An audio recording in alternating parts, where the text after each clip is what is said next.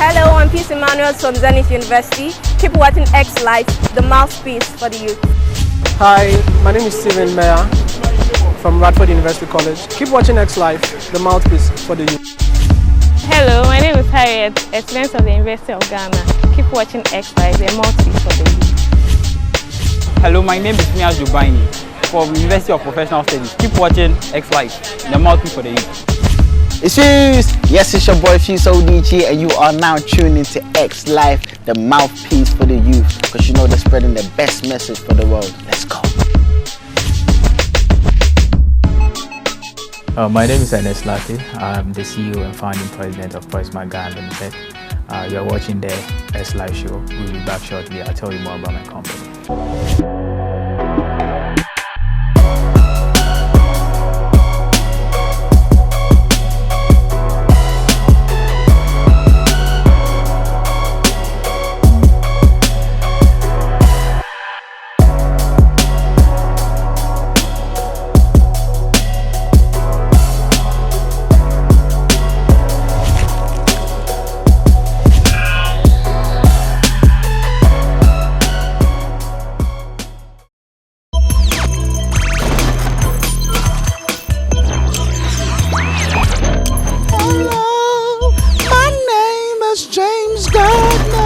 Keep watching. What's new? Get on Broadway.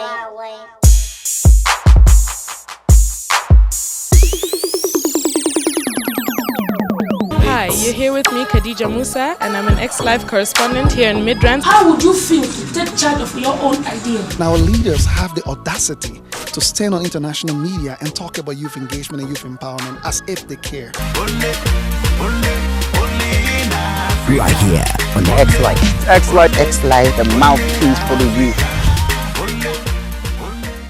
I always say Ernest Lartey. Ernest Lartey is a journalist by profession. But then I grew up in a very typical village. It's something that I hardly talk about. Somewhere in the Wasa Memphis West district of the Western region. My parents are both farmers. And so we grew up the hard way, but then I had a bit of my primary education in that village. My dad felt that at some point in time the educational system there was quite lackadaisical, and so realizing that the prospects in that educational system was too low for us, he took us to a nearby town called Bogoso, and that is where I had my primary education and junior high school education. So even in Bogoso I switched schools because the first school I enrolled in was Staff Preparatory School. It was a great institution by the time. Somewhere along the line, our proprietor got involved in politics, and so the focus of the, on the school shifted, and eventually the school collapsed. So I moved on to another school called Royal Child Preparatory School. It was a budding institution with great prospects, and also there for about 2 years, things began going awry, and so I had to change school again, and then I eventually ended up in Golden Star Preparatory School. So that was where I completed my junior high school. Fortunately for us, at the time I completed school, we were not using the computerization system, we were using the manual system. My grade was good that I could apply for any institution across the country. So I came to Accra, and then I got admission at St. John's Grammar School. And then from there, I went to the African University College of Communications.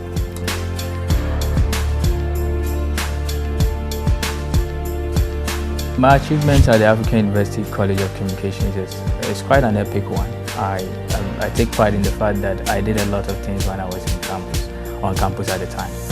The first time I entered the school, what really touched me was the motto of the institution: discover yourself from here. So what came to mind actually was, how do I discover myself from here if I want to make an impact on society? So I took it very seriously. And let me tell you, I was barely 3 months old in level 100 when I wrote the top story for the first ever campus newspaper on campus. And it was exciting. I moved on from there to become the president of one of the biggest associations on campus called the Journalists for Human Rights. And over there, indeed, it was under my regime that I spearheaded the first multimedia production. We went to Pistia and did documentaries on how the mining activities there has affected the lives of the people who were living in those communities. Indeed, it was very exciting. We did video, we did audio, and we did magazines. It was first in the history of the school. Then I moved on from there. I became president of the Student Representative Council. So my life actually at the African University College of Communication was a very, for me, a fruitful one, because the things I achieved over time, I believe that it's something that every person will be proud to have achieved.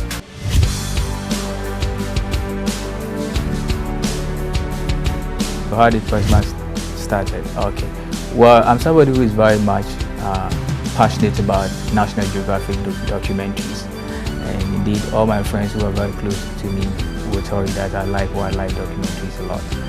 And I like them so much that sometimes I try to replicate the way the stories are being narrated, But fast forward, like I said, somewhere on campus I became the president of the Journalists for Human Rights.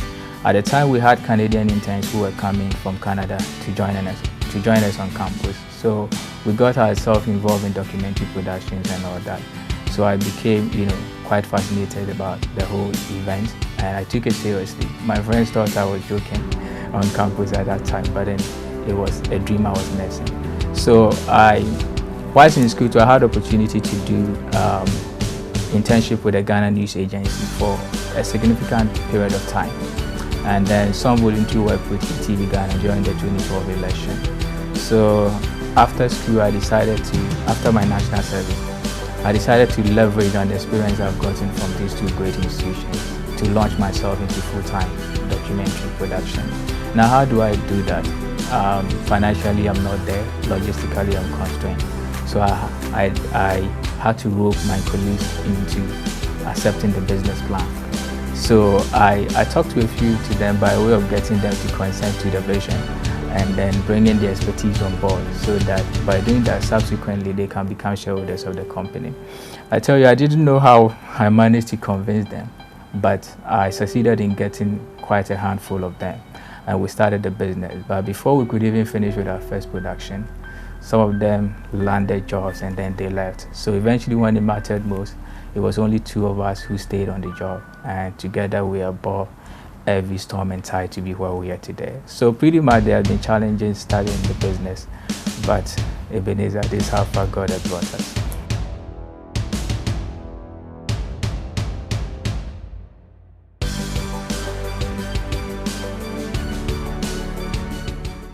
We have 13 documentaries that we have done, exclusive documentaries. They have not been aired on any media platform, but the one that is making waves now is Best in the City, the one that we have on our YouTube channel. A lot of people are talking about that documentary. I've received raving comments about that, positive feedback, and I'm so much excited. Best in the City. Well, I did that story because I felt that whatever was happening in between the Independence Square and the Accra Sports Stadium in that small garden called the Nationalism Park should matter to all of us. Because to think that some 58 years ago, our first president, Dr. Osajifo Kwame Nkrumah, stood at the Independence Square and declared that we are free forever. And then just a stone thrown from that particular venue where he declared our liberation, people are going through a lot of suffering. Their rights are being subjugated. Then I felt that it's a story that is, worth telling.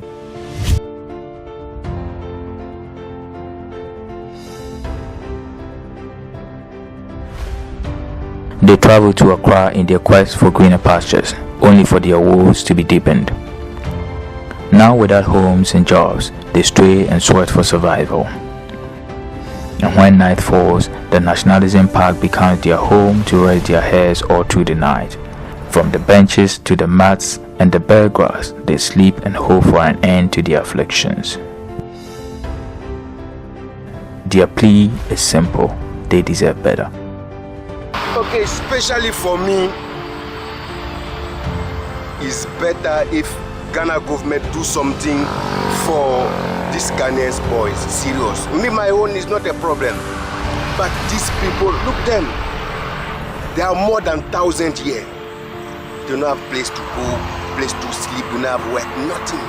You mean a lot of young boys sleep here? I'm telling you something. Not young boys, young girls, everybody. old man, old lady, everybody dey here. It be like a big house, national house. How did I come by the story idea? I had a business appointment with somebody in Accra. I was supposed to get there by 6 o'clock a.m. in the morning. So I left home at about 5:30. And so I'm the kind of person, when I'm in the bus, I like to look around. I don't know whether it's because of my profession, but I always want to look around and see if I can get, new story ideas. So I was just peeking through the windows of the bus, and then we got to the Independence Square. And then I saw this scene, people sleeping in the garden. Initially, I thought they had come for a program and then they got stuck. So maybe they just stopped to rest and then continued their journey the next day. So I went for my appointment in Accra. On my way back, I used the same stretch. And I realized that majority of them were, still asleep. So I felt that it was a conventional practice. It was not an irregularity. So I took interest in it. I went back home. The next day, I came purposely to observe that, particular scene. When I came, I saw them, sleeping there. So I waited about 8 o'clock one day, awake.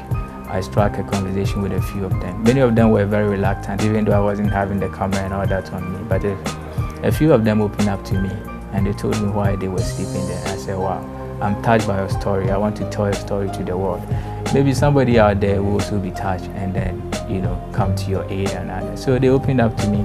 So I went back home. The next day I came back to the office. I told my guys we need to do the story. So we developed it, and then 2 weeks time we started shooting. So that's how come we have Best in the City. Get on Broadway.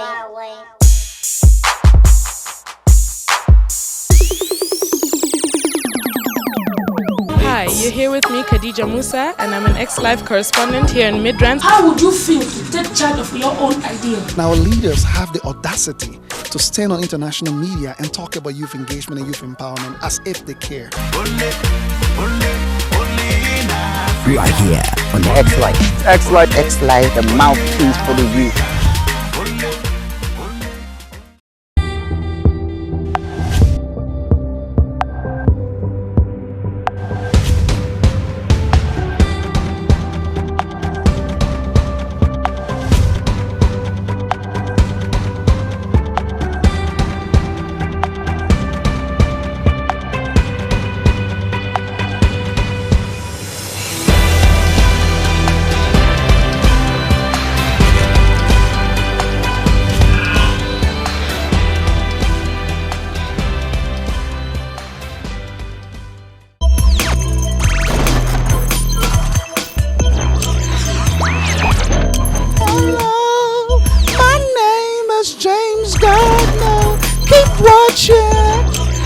What's new?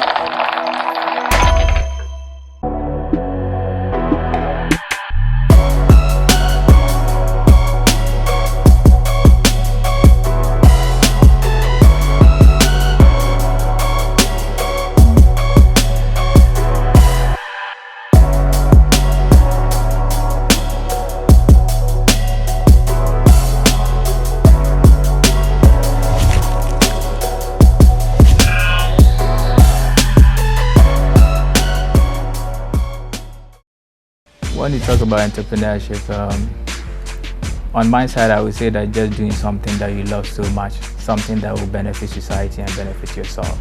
So you're not looking at something that is benefiting you alone, but you're looking at something that will benefit the entire, society you find yourself and beyond. It must be solution oriented.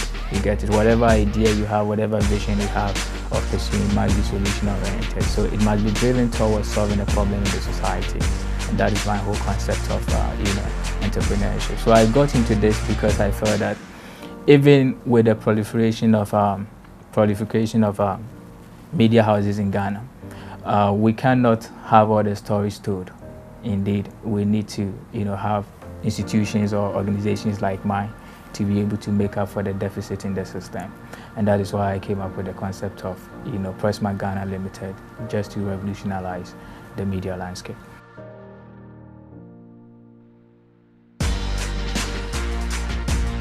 I don't think it's all about money. Money is a factor, but it is not the overriding thing.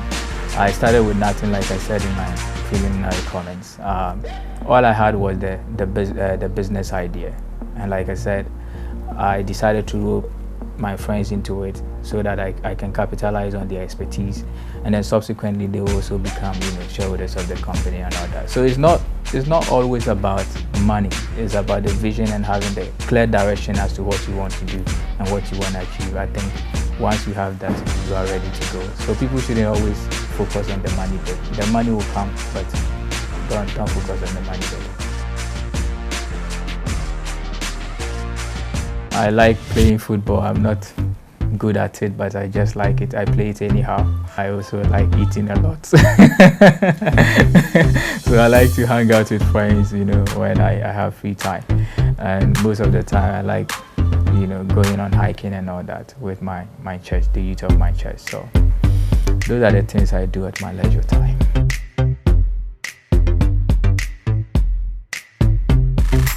Well, musically, I have a lot of them, the best. Well, I like this guy, OJ, and Sonny Badu too, Papa, oh, waiting I don't do. You bless me, my life make better. Oh, what shall I render unto the Lord for all the good things you have done for me? Nothing more, waiting I don't do. You bless me, my life make better. Oh, what shall I render unto the Lord for all the good things you have done for me. The things you do for me, nobody can do. The miracles you bring my way, even my mind, nothing compared to you. Can't be able to see your wonder in my life. The things you do for me, nobody can do. The miracles you bring my way, even my mind, to my way. Nothing compared to you. Can't be able to see your wonder in my life. Whatever you're doing, believe in it and believe in yourself. So that has really basically been the driving principle of my life. I believe in myself that everything I can do it, no matter how hard it is.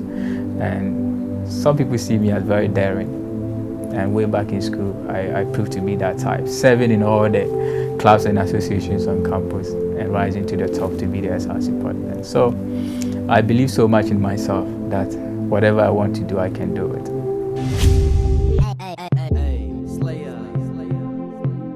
It's that time of the season again. Whatever you are doing, just make sure that you attach a lot of precaution to it, so that at the end of the day, your life is the most important thing, so you keep it intact. I wish you a happy holiday. Have fun.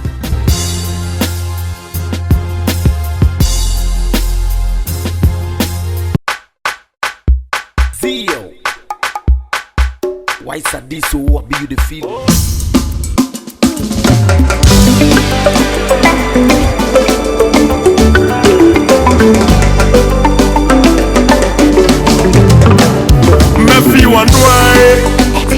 Mefi one way, oh you know mefi one way, inana dia minkumeda na dia, inana dia minkumeda na dia, obi esie minkumeda ode, odomidika wani mese unsai, odasri na mishe wani abai, odomidika wani mese unsai, odasri na mishe wani abai, odowachu yeni temi poko pentemai, niye kona impemai, inana jie basoka niao, yeti obiae, odowachu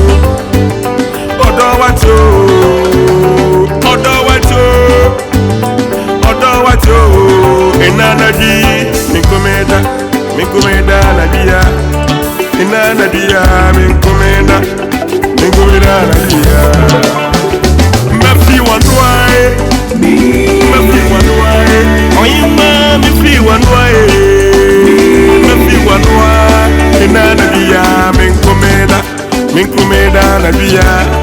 ina na dia min kumeda na dia obi do bi esie min kumeda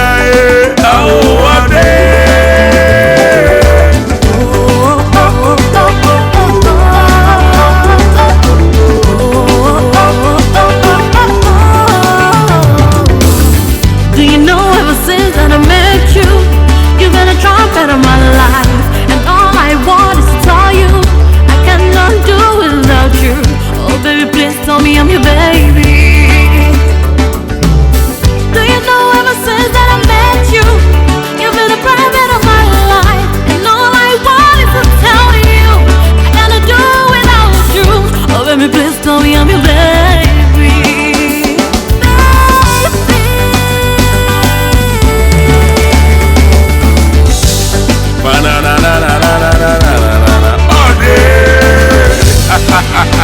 Oh God, oh